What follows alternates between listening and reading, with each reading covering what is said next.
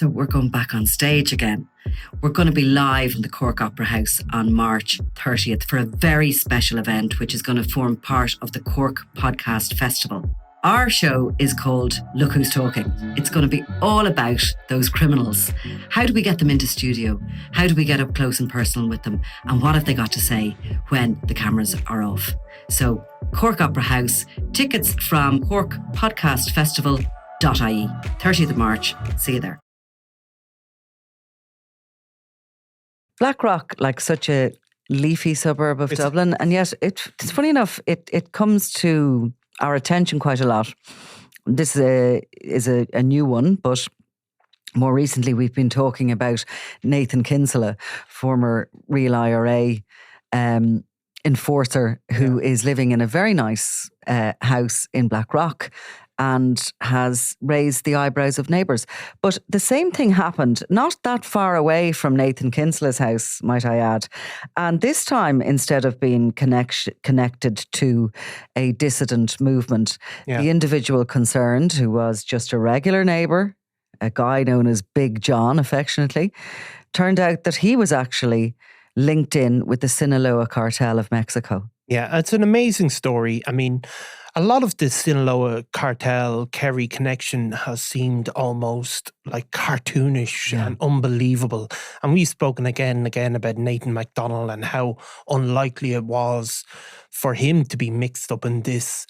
And then, amazingly, during the sentencing hearing for Nathan McDonnell, another man's name is mentioned, a guy called John McGrath. Mm-hmm. And again, the idea that this totally respectable businessman in his 60s, I think, living in Blackrock with a long history, both public and private, of regular business investments, a well-known charity boss, you hear that he was playing a significant role in the attempted importation of this crystal meth. So what did we hear about him in court? And that's the first time that he has come up in this case. Obviously, the police know a lot about his role in it, and indeed raided his house around this time last year. But what was said about him in court and his companies? Well, it was two things said. He said that he hijacked a completely legitimate company in order to disguise the importation of this piece of equipment. And we'll be aware this piece of equipment is where the crystal meth was stored on the inside of this very heavy piece of machinery. And in order to facilitate that importation, 40,000 was sent to Mexico to give a kind of a paper trail. And all of that was arranged by John McGrath. Now, John McGrath is obviously a step above Nathan McDonnell, because he initially attempted to use another company, but when that didn't work out, they eventually ended up with Nathan McDonnell and using Ballyseedy Garden Centre to import this machinery. So the machinery is imported from where? From Mexico. Specially made? Well, specially made, 100%. It was basically, there was a cavity in the middle of it. Yeah. It was one of these pieces of machinery that couldn't be, it was for mining, really. Yeah. And at the centre of it was a hollow area. Yeah, a cavity as such for storing the crystal meth, for transporting it. We've heard of these kind of pieces of machinery before. Bomber Kavanagh used them to bring drugs into the UK and bring money back out.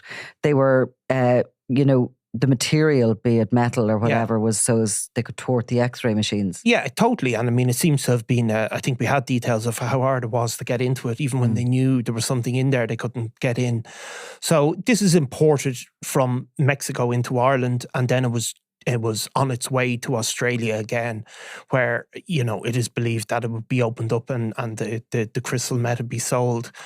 So in the middle of all this is John McGrath. Now, when we heard this name, we hadn't heard of him. We heard that he had died. He'd passed away in December 2023. That's all we heard. And so when you look it up, I mean, it is incredible, because John McGrath wasn't one of these, there's shady businessmen around the country, and who do, with all of these major drug gangs, they need sort of They need white collar either guys. legitimate, or they need to sort of mirror a legitimate business Yeah. in order to import and export, really. Isn't that what they do? And there are guys around the country, shady guys who setting up and collapsing companies all the time, and the guards are probably well aware of them, and I can think of a couple off the top of my head. John McGrath was simply not one of them. He was called Big John by his neighbours in Blackrock, as you said, but he was a well-known figure. When the recession hit, he was one of the people who helped found a company called Phoenix Project New Beginnings. So that was one of these companies to set up to help distressed mortgage holders. He was, there was a number of them set up. They campaigned about, allowing people to settle their debts basically with the banks. He was a public guy. He'd been on RTE. He'd been interviewed. They kind of charitable organisations are not. Well, they're charitable, I suppose. I don't know if they're registered charities, but it's regarded as a charitable organisation. They get paid presumably from somebody, be it the banks or... No, they weren't being paid by They weren't being the paid. Banks. No, they were a lobbying group, effectively. Right. So they were. It was, you remember the time, it was a time of crisis, and these groups set up and they would go on the radio, they would campaign for people, ordinary homeowners, to be allowed to stay in their homes, really, and the banks to absorb the debts. He did an interview. I mean, if you see the pictures of him on you probably have a picture with this, looked like anything but a criminal. And so how he ended up from that point to being mixed up in this Sinaloa plot really is a mystery. But what was described to us, basically there was this company called Maltings Investments, okay? And we spoke to the owner of that. Pat O'Connell, our reporter, spoke to the owner, a guy called John Daly, who's totally innocent of this. And he describes knowing John McGrath. And what John McGrath was if you have a company, you have to get on these people on your board. And he was one of these financial experts that you draft in on the board, and he was registered on if you look on his company list, 10 or plenty of boards, companies, and they sit on boards, they give financial advice. Yeah. He knew of him in some ways. He drafted him onto his company. He said he met him about 10 times. He said he was an absolutely pleasant man. He meet him for a coffee, very straightforward, regular businessman. And he was, around the time of John McGrath's death, John, he sort of accidentally received correspondence to show that this company, Maltings Investment, its registered address had changed. And he rang up John and said, "What's going on?" He instantly thought somebody had been robbing money out of it. Checked the bank accounts, no money gone, rang him up and said, "What's the story? This is crazy." And John McGrath was on the other line on the phone and saying, "Sorry, I'll have to phone you back. I've just been told I have throat cancer." And then he died. Right, he died within a very short number of days, number of weeks. My goodness. So, just to add to the drama of it. And absolutely bizarre. So then at a later point the police come and contact him. Obviously, when this raid goes on, the crystal meth is seized. At this point, the police come and talk to John Daly, and they basically tell him what happened. And I mean, look, anybody who's going to hear of, even John McGrath by how he looks, he just looks like a kind of an ordinary guy, doesn't he? A kind of a sort of a cuddly type of a businessman type. You certainly couldn't consider for 1 second that he'd be linked to the Sinaloa cartel. It's like John, this is what John Daly said to Pat.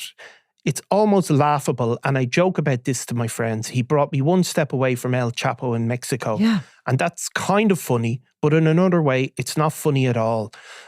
He said, when the guards came to the door, I put it all together very rapidly. I'm not an unintelligent person. I can figure things out really fairly fast. And he basically says, up until the recent court case, which is the Nathan McDonnell sentencing hearing, I would have said he mustn't have been in his right mind talking about John McGrath, or that he lost his marbles. But now he looks like he was wearing a mask all of those years. And he says he doesn't know if it was, his initial thought was maybe he was dying of cancer, which of course is the Breaking Bad storyline. For sure. And that maybe he needed money, maybe he was on medication, and he describes him as having lost his marbles and decided to get involved in this.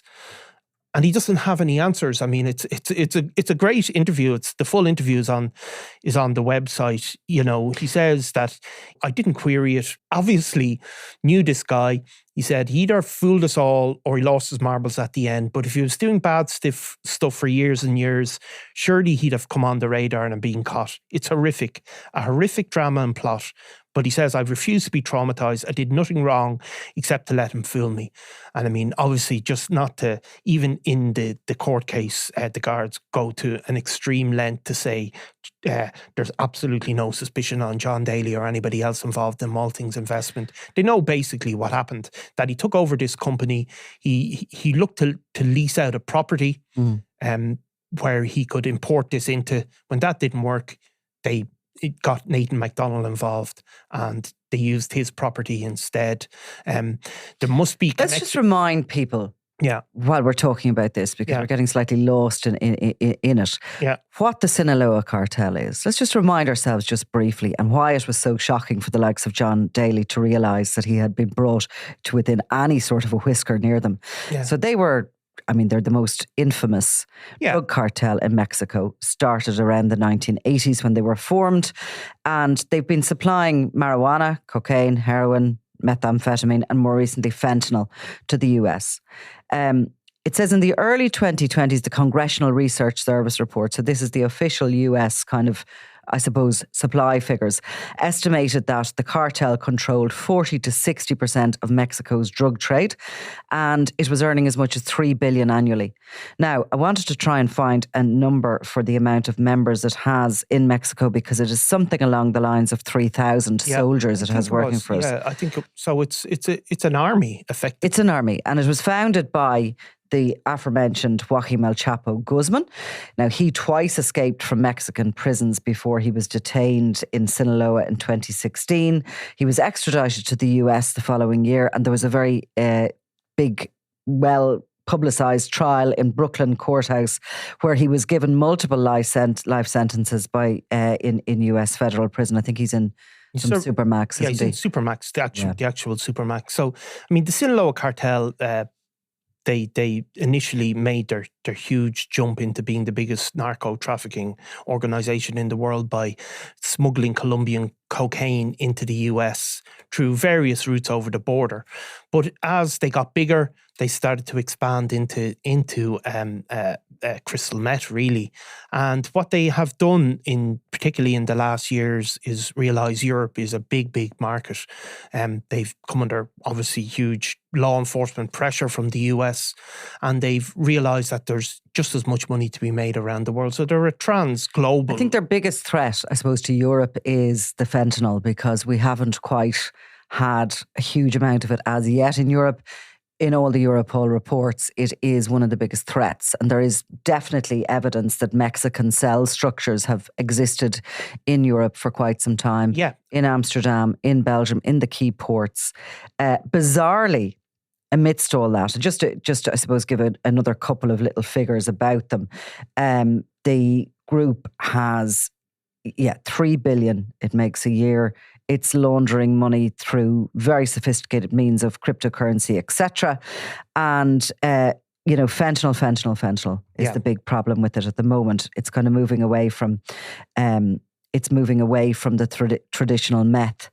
But bizarrely, in the middle of all that global operation, that Mexican force of nature that has been, and fentanyl is responsible for about 100,000 deaths in America. It's huge.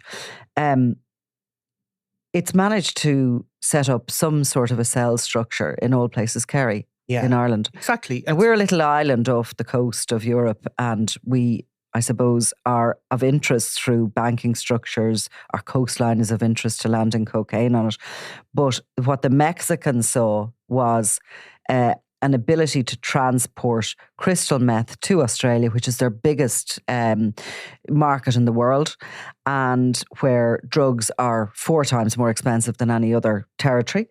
And they saw a way of using Ireland's sort of free flow of trade into Australia to transport that crystal meth. Yeah, so obviously the part of the attraction is that there is a lot of Irish people who run companies in Australia. There's a lot of business connections. What we heard during the sentencing of Nathan McDonnell, even though he hasn't actually, that hasn't come to a total completion. Yeah. What they said was there was a logistical cell of the Sinaloa cartel effectively in Ireland. While they were moving the drugs physically, more importantly, they were a connecting point for all of Europe. And that they, it's amazing. But it all comes down to the fact that we had a guy called Maurice O'Shea Salazar. Yeah. I mean, whatever way you look at it, a guy who moved to Ireland when he was 13, 14. He'd been born in Mexico to a Mexican mother. I find this story a bit tricky. Why? Because I don't totally believe that the Mexican mother, after the Irish father died, came to set up home in Kerry because it felt safer than her own place in Mexico. She hadn't the language, etc. I actually believe that the Sinaloa are sophisticated enough to have identified it as a logistical moving point, perhaps, and they wanted some personnel on the ground. Well, she's in jail now in Chile. The mother. She's in jail. You don't have to say whatever. No, Mrs. whatever her name is has no involvement in organised crime. No. She is. She definitely is involved in organised crime and is serving a lengthy. Is it a 12-year sentence at least for? Is it possible they got them to move here to Ireland as a possible cell site? I mean, it's possible, but the other thing against that is that the people who knew them in Kerry said she was really nice. She was just a really regular mother, really struggled hard. Why do you find that unusual? Sleeper cells will always do that. They'll just bed down and form some sort of a community in an area that could be of use in the future. Well, no, that's what I reckon. I just don't. It doesn't make any sense to me that a woman with, a young teenager without the language would move to the other side of the world, to a tiny little island that they knew nothing about, where it's expensive to live and where it's difficult to sort of, operate without the language in particular, would decide to move schooling and all there for no other apparent reason after the husband died. Had he survived, and we've never really got to the bottom of who he was and where he's from. Yeah. That story we have been repeating because we did get it initially through some sort of the court system in Chile, where she was later convicted. But what I don't understand is why nobody's come forward with details of him. And if anybody is listening and has some details of Mr. Maurice O'Shea, the original, and we don't know his first name was Maurice, we just know Mr. O'Shea, who went to Mexico and married, what was her name again? Yolanda Salazar. Yeah. And that his widow came back to Kerry, to Killorglin, to rear her son Maurice. And I think we have had some information about the father, and the reason we haven't gone with it fully is because there's been some contradictory information. We're not sure really though, are we? Well, we are sure, I think, that he did die in Mexico, and that definitely is a fact. But who is he? Where is he coming from? Where's his family? Well, we have had contradictory information, as I said. So, but the reality is that Maurice O'Shea, whether he was a sleeper plant or it's all circumstance and unlikely circumstance.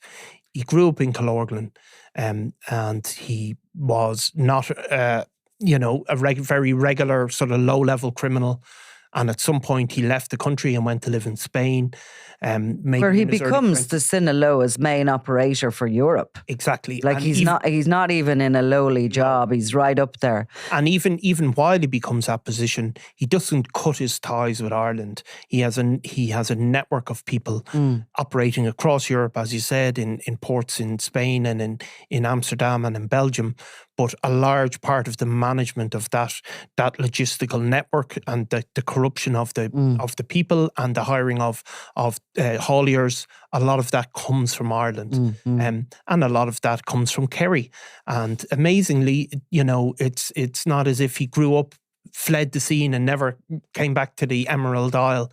The ties that he has made seem to have lasted. Yeah. And Ireland really becomes the centre of that operation, the management of it. Now, there is also a person from Liverpool that is heavily probably his number two, but also there's a number of people that manage it for him. Maurice O'Shea is believed to be back in Mexico now. There's no sign of him he was living in Barcelona, but even while he's off out of the picture, back in when this shipment comes in, it's still being managed from County Kerry, and somehow that person in County Kerry that manages this has managed to get in touch with John McGrath. And somehow corrupted him and got him involved. Yeah. And we all come back to, people,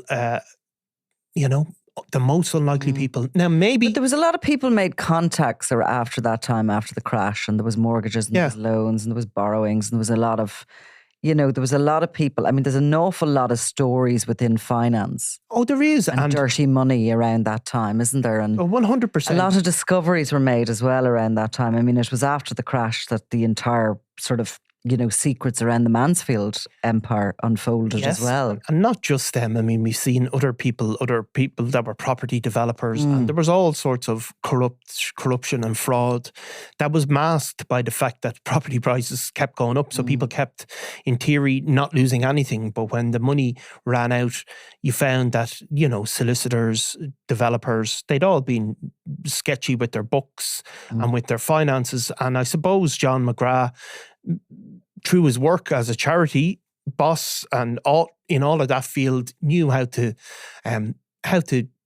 register companies, how to move money around, how to not appear, how to develop invoices, all of that sort of stuff. But yeah, look, it's another amazing story. There's a lot of stuff happening actually with the Sinaloa, which maybe we might come back to next week, and we'll try and give a little sort of an overview on what's happening, because obviously the other leaders are now, one of them, Ismail Mayo Zambada, is that he's going to plead guilty. But amazingly, did you see the story about the Dutch guy who was heavily involved? See, the Sinaloa cartel are imploding. Yeah. And there was a major Dutch trafficker killed in a car park in Sinaloa. Yeah. So, I mean, it's an amazing the connections.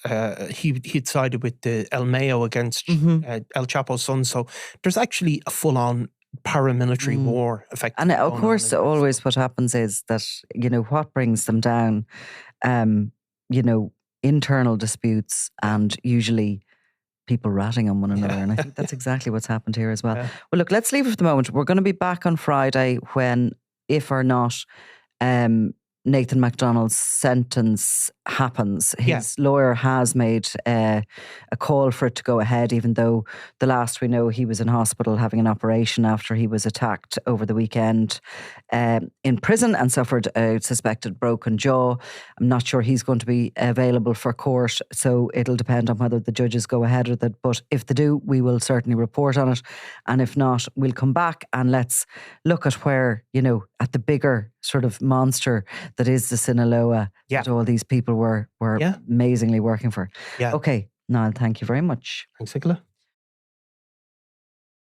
Robbie Lawler was out of control. This is Double Cross, the murder of Robbie Lawler. It was going to be an all-out war with him in the middle of it. A Crime World special investigation podcast based on my new book, Web of Betrayal, wherever you get your podcasts.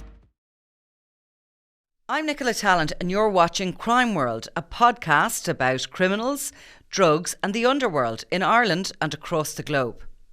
Make sure you subscribe to our channel and turn on notifications so you can be the first to watch all our latest episodes. You can also listen wherever you get your podcasts.